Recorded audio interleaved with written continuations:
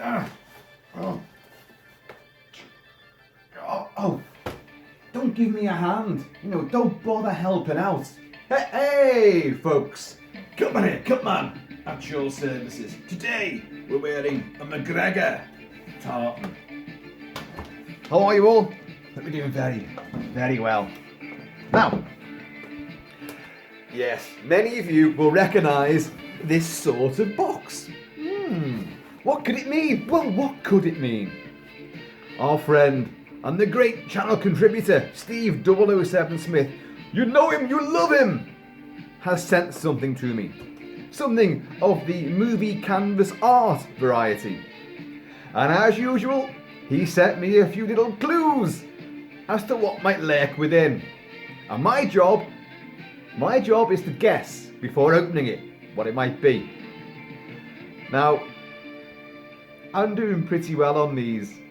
Steve, you can't deny it. But then again, you're to blame because I'm working it out from the clues that you're given. And I do notice that of late, the clues have been far more sort of obtuse and abstract and not really giving too much away. But another weird thing that's happened is that in the last few, and if you've been watching the videos, then you'll know what I'm going to say next. I've had a gut feeling as to, after the clues and then its arrival, I've gone, or even just on the clues itself, which he sends to me via coded cryptic messages. And I've instantly thought, yeah, that is so-and-so, that is Evil Dead, that is Suspiria, that is... blah, blah, blah. Forgotten the other ones now. And then when I've got it, I've gone through an entire cycle of like, well, that's my first thought, but now I'm thinking something else. And when I've opened it, it's been what I first thought of. So his final clue for me this time was go with your gut feeling. Well, anyway, the clues, folks, the clues were this was a film which was misconceived, I presume, by audiences and critics alike, I presume. And it's full of doom and foreboding from start to finish. Yeah, sounds like my kind of movie. Gloomy, depressing darkness. Doom and foreboding from start to finish. Misconceived. So, and a great score. That's the thing that's really pushed me in one direction. Not into the band One Direction, because I'm far too good looking and I've got better hair. But, so, he sent me that message and I thought, well, okay. Doom and foreboding and a great score, misconceived by audiences. My first thought, folks, was the classic sci-fi black and white movie, Bernard Herrmann's exquisite score using the theremin, The Day the Earth Stood Still. Because, and I sent him a message back saying, is this a threat or a warning? Because that's part of the big poster tagline for the classic sci-fi thriller, where Klaatu with his big ginormous robot Gort comes to Earth to warn Earth about, like, stop pissing about with, atomic weapons and waging war, because you're doing too much damage. You can damage yourselves, you can damage people outside. So I'm here to give you an ultimatum. The ultimatum. Stop doing what you're doing, cease and desist, or we'll just blow you away. Like cosmic garbage men, we'll just destroy you. And I thought that, because great score as well. But the thing about me and Steve is, these things tend to be things that we've discussed, and I don't think we've ever discussed that. So, that's my first thought. Now, if that's what that is, then bingo, I've done it. But I began to sort of, what else? Because what else could it be? So I thought of other movies which just have that sense of foreboding to them. A little list here. Right. The Witch, or The Bitch. Yeah, Robert Eggers. 19th century, 18th century colonists in North America, and they're driven out, the peasants drive them out because of their suspicions and their superstitions and the whole folkloric element of possibly a witch, devout religion versus complete fear and persecution. And it's touted as a horror film, and yet it really isn't. So I thought, misconception there. That could be the thing. And it has got quite a powerful score as well. But I thought, we've never discussed it. And in an earlier message, he said to me, it's a genre we haven't done before. But I tried to catch him out on that, and I said, this is a genre we haven't covered before. Yes, Steve? And he didn't say nothing. Steve, he didn't. So I was like, I don't know, that's kind of thrown me out again. Maybe it is one that we've covered. So I began to think, well, what can you hear right now? Other than me reaching for all that remains of the whiskey in Kilt Mansion.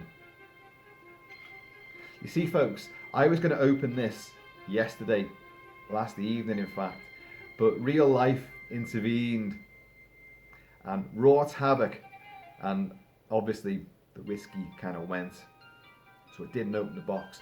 But what that did, it gave me time to wake up at 3 in the morning thinking, what's in the box? Damn it, what's in the box? And basically I chiseled off the Day the Air Stood Still. I don't think it's that. I don't think it's The Witch. I also thought of, well, what's playing right now? Francis Monkman's awesome score to the gangster powerhouse that is The Long Good Friday. A film that has a sense of doom and foreboding all the way through it. There's little glimmers of hope when Harold Shand fights back. Bob Hoskins in his tour de force bravura performance, trying to go straight, trying to make it big with the Americans, with the mafia, to inject money. The dockside and all that. He wants to reinvigorate London. But the IRA and other people have got nasty ideas for him.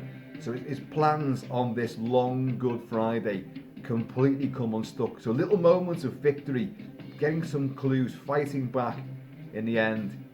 I mean, you know, he and Helen Mirren get separated, his gangsters moll in different cars at the end, and he's driven off to be executed very, very badly by a young Piers Morgan.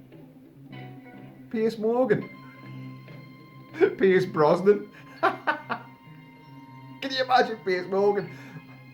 I'm just going to talk to you. I'm just going to talk and berate you to death. Oh, God. And then I'm going to tell your life story on TV. Until the moment I killed you. Oh, God almighty. Give me Piers Brosnan with a flick knife any day. Oh, dear. Steve, anyway. Cheers, mate. See, I'm not showing you what the label is. Because this is poor man's whiskey. Very poor man's whiskey. So poor, in fact, my mum gave this to me.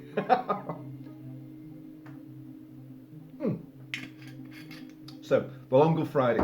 I definitely thought that for a while. And then I realised that you sent me a message saying you were playing the soundtrack to The Long Good Friday only recently. So I thought, it's too much. It's too obvious. It can't be that.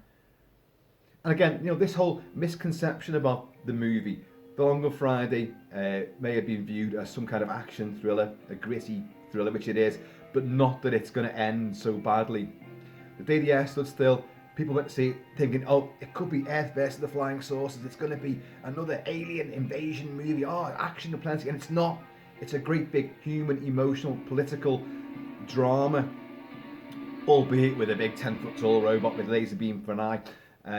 But it is not what people expected. So all the films I've mentioned so far have not been what people expected. Hope you're following this. And then I thought, and I really settled on this for a long time, because it's been a day now.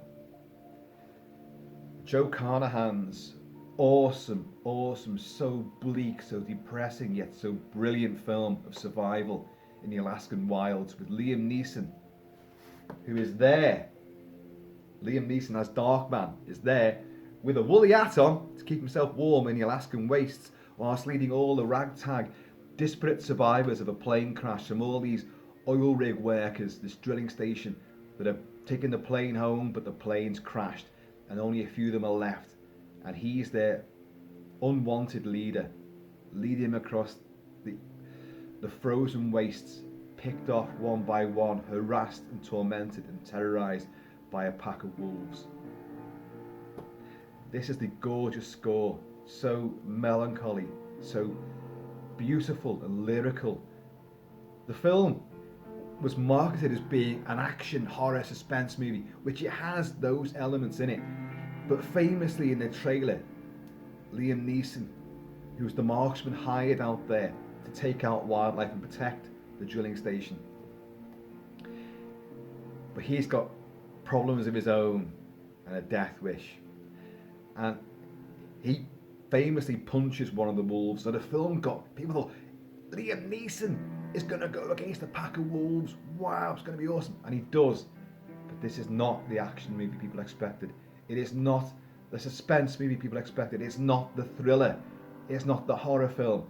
It is basically a human drama of people who, I've said this before, I've reviewed the film extensively for AV forums and other publications, but I've never discussed it really on this site, and I find it incredibly powerful, and I'm massively connected to it. And me and Mrs. Kilt-Man, who don't see eye to eye at the best of times, now don't see eye to eye movie wise at all, we were invited to the Light Cinema on its debut opening, the Light Cinema in New Brighton, to watch The Grey, and I was to review it as well, and it was great. And it was just me and Mrs. Kilt-Man in this entire auditorium, watching what everyone else in the world said that was crap, that was depressing.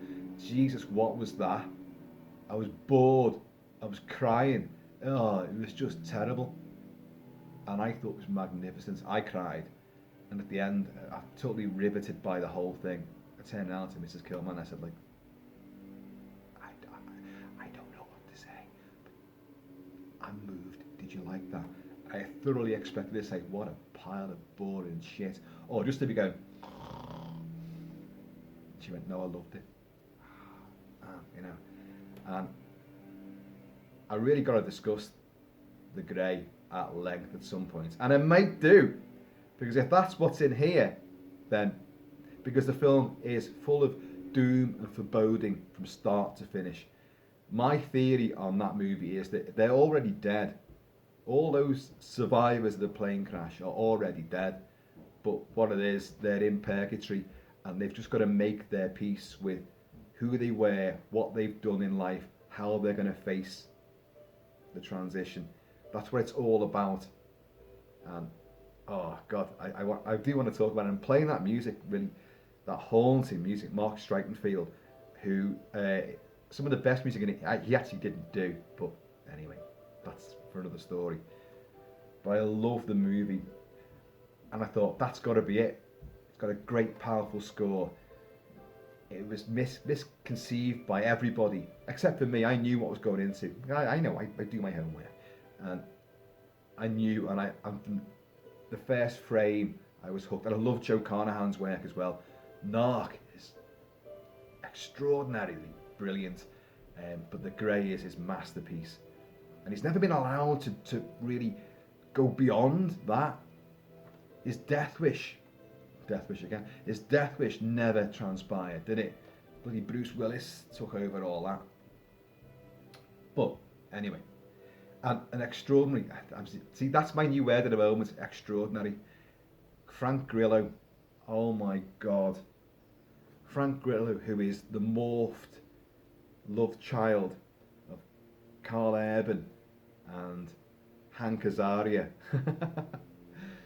Frank Grillo is one of the best actors working in the business these days, and I saw him first in this. He's been in many movies since.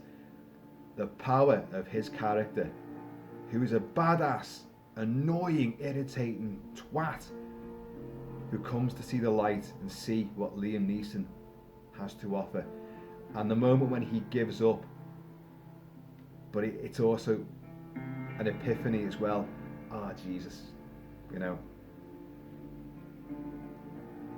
if that's what's in here, hey, happy days, happy greys. So Neeson is here, along with a little pack of wolves. Oh, yeah, I brought them along. So I know I can hear you. Kilt-Man, so what do you think it is then? Long Good Friday? The Witch? Bitch? Day the Air Stood Still? The Grey? No, I don't think it's any of them.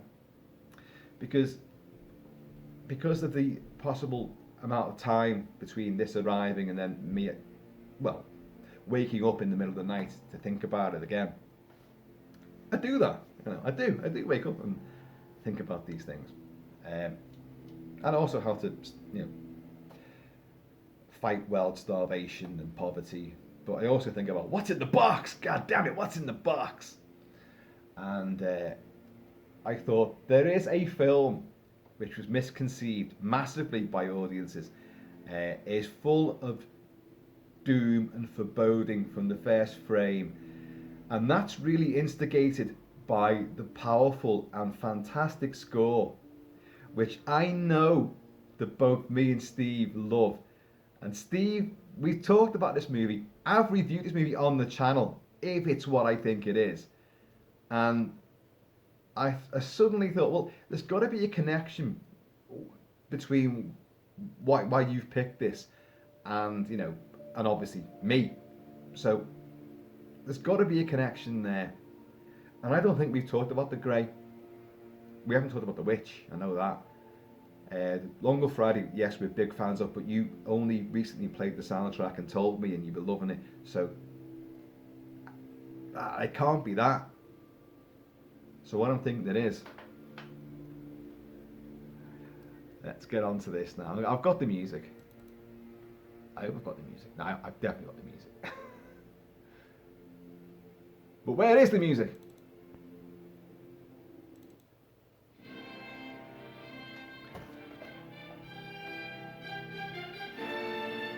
One of our favourite composers, John Barry.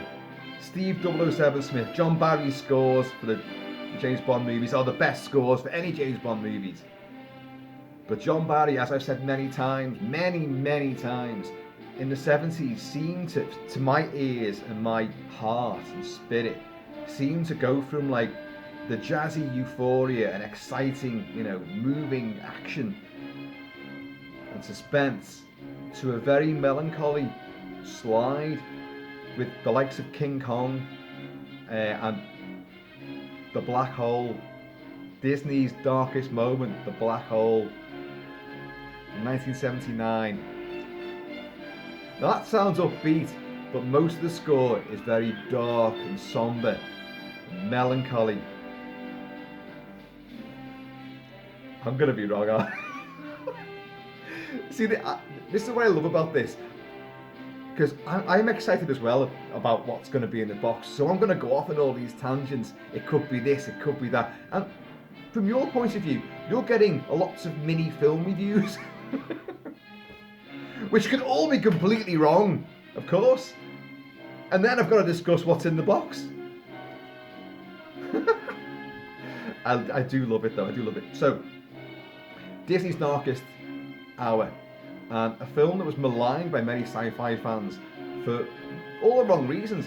They thought they were going to go and see a Star Wars rip, just action and robots and hey, cute space adventure, and they got like a very haunting, dark, tragic story, albeit one that's got cute robots and some action and laser beams and a vast black hole, but they've got dementia and humanoids, the remnants of a human crew who've been lobotomized and are just like now automatons I should say.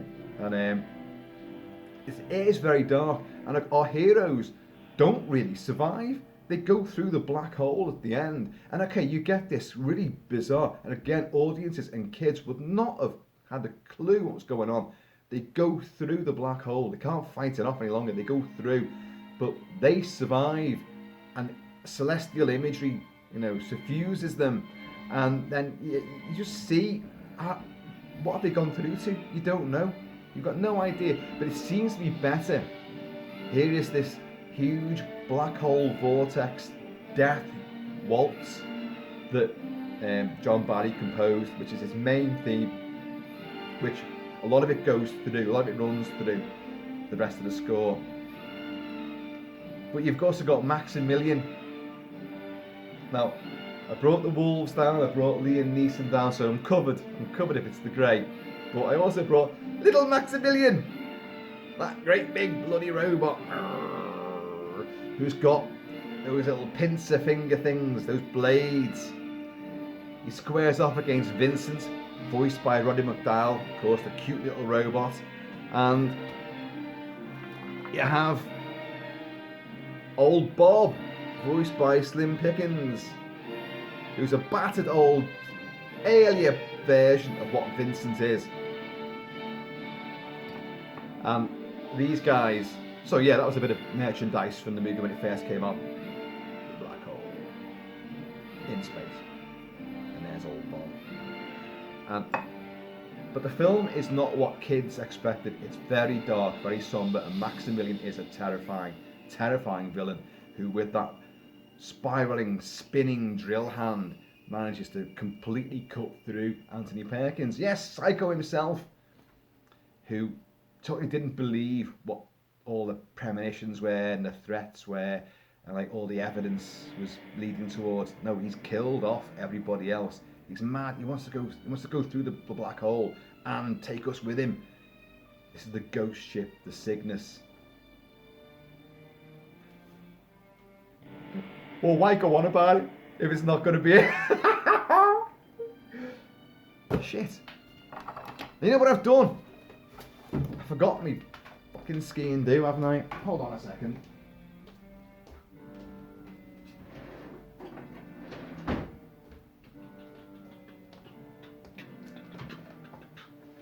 My trusty skiing do. Aye, that's your wee Scottish dirk that lives down inside your boot.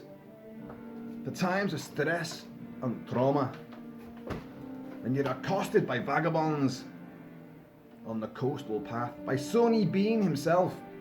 Get this out.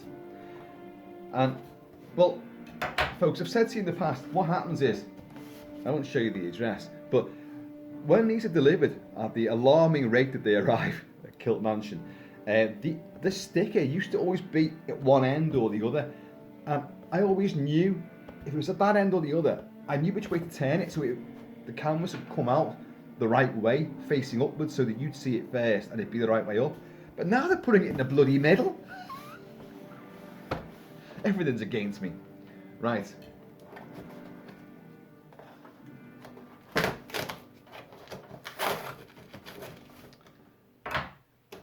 Now what I'm going to do, I'm going to show you again, like how it is packaged inside. Because I don't know. I've gone through all this and I don't know what it is. I'm just guessing. And the way these are ooh, I can see the frame. And the frame is speckled with stuff.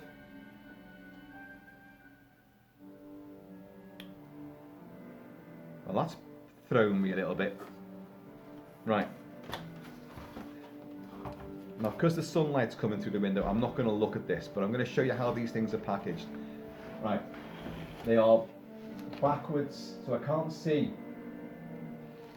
And it's sealed in with cellophane against a covering cardboard sheet. So, but you can see the frame. You can see the frame, can't you? There. What's that about? Is that snow? Steve, you sent me one from the thing a while ago, and there was, I think, I definitely guessed that one, I'm sure I guessed that one. And there was snow, frosted snow on the outside of the frame, which is great. It's in the living room right now, actually. But now that's kind of, is that snow again? So is it the grey?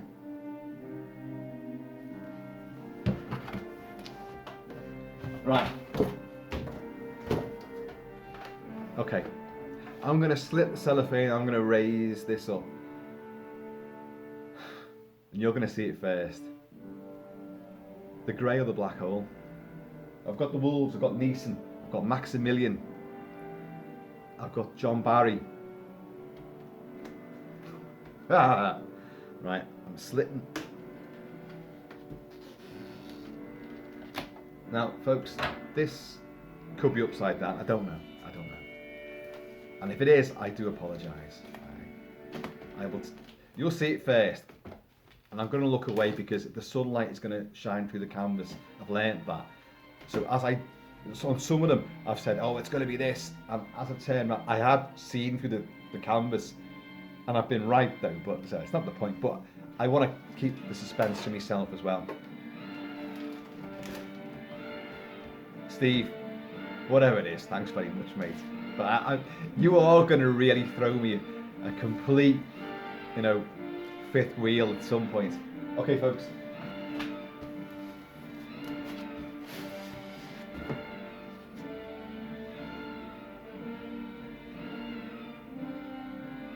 Can you see it?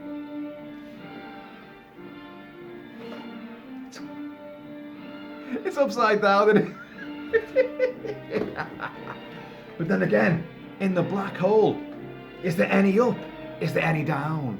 Is there any sides? It's a vortex. Holy shit.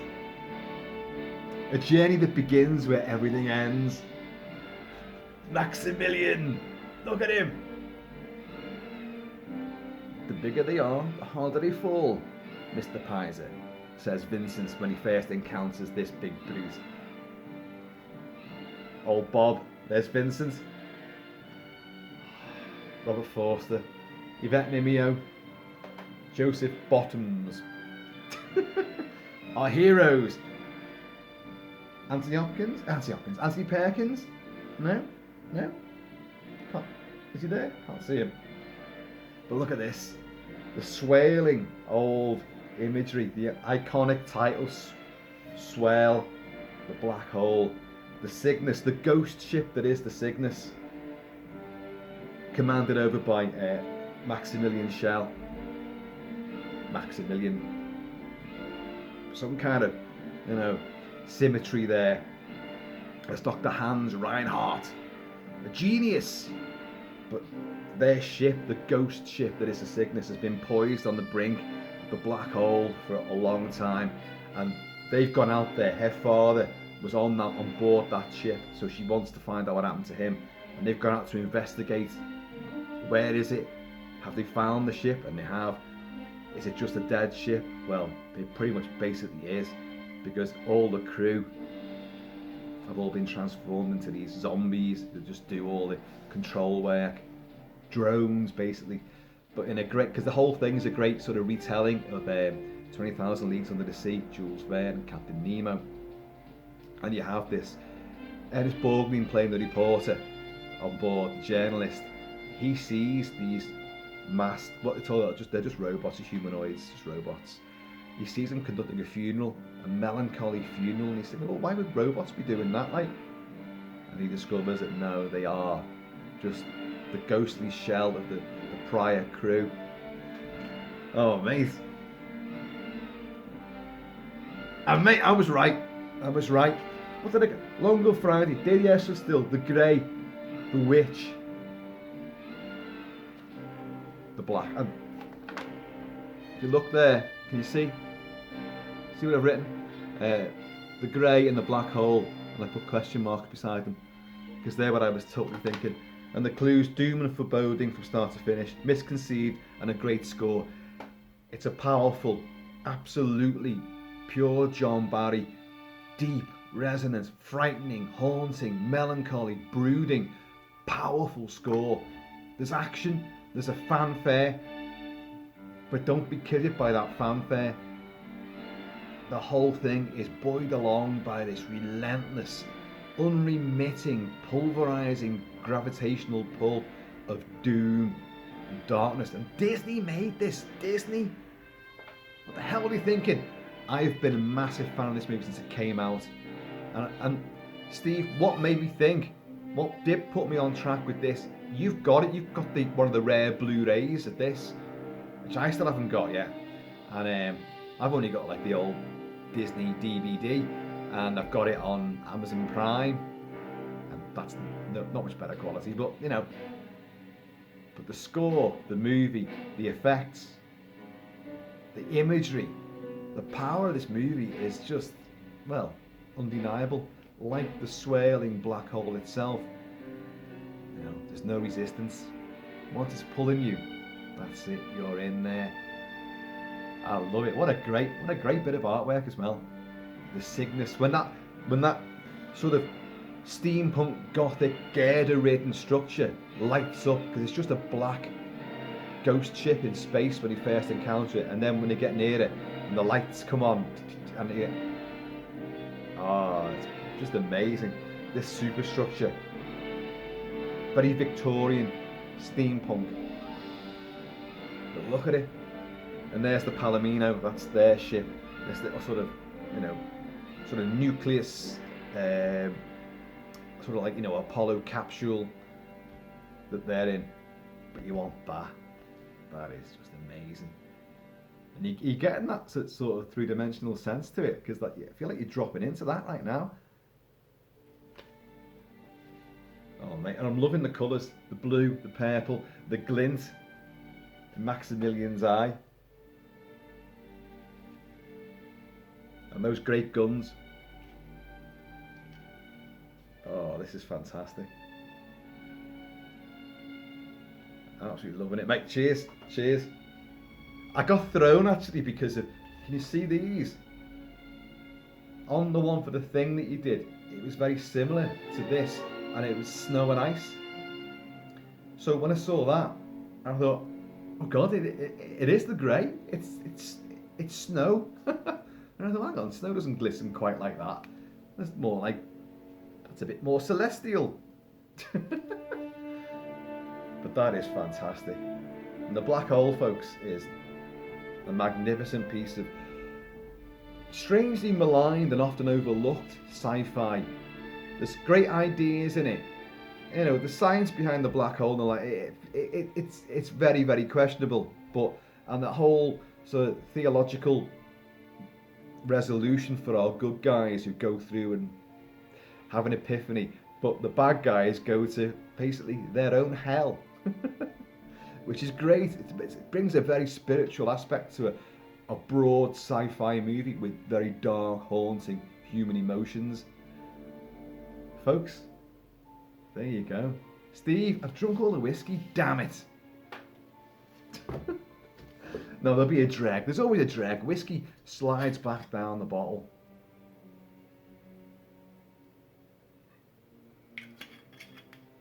Folks, I have been and always shall be Kilt-Man at your services.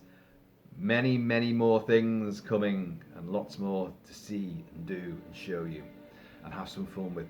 So Steve, thanks very much. I think you'll all appreciate what great artwork that is.